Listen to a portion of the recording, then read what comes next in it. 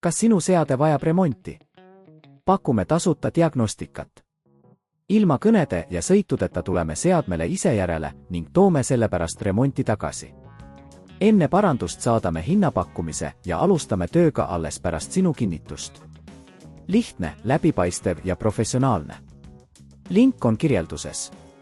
Probleemide tuvastamine, kui Lenovo IdeaPad 530 ei käivitu, on oluline kõigepealt kindlaks teha, kas probleem on seondunud toiteallikaga või seadme sisemiste komponentidega. Kontrollige, kas sülearvuti on ühendatud vooluvõrku ja kas laadija töötas. Kui laadija LED-tuli ei sütti, võib probleem olla laadijas või sülearvuti toiteportis. Voolu lähtestamine, eemaldage sülearvuti vooluvõrgust ja eemaldage akku, kui see on eemaldatav. Hoidke toitenuppu umbes 15–20 sekundit all, et lähtestada seadme vooluring. See võib aidata, kui probleem on seotud ajutise tarkvaratõrkega. Paigaldage aku tagasi ja proovige uuesti sülearvutit käivitada. Käivitamine turvarežiimis, kui seadme ekraan on must, proovige käivitada turvarežiimis.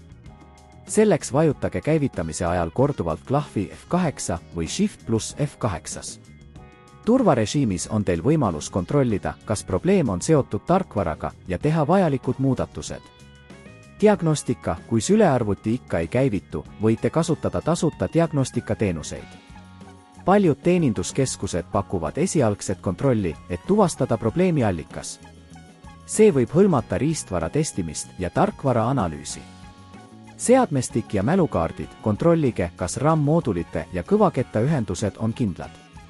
Eemaldage ja paigaldage need tagasi, et veenduda, et need on õigesti paigaldatud. Kui teil on mitu RAM-moodulit, proovige käivitada sülearvuti ainult ühe mooduliga, et näha, kas probleem on seotud mäluga.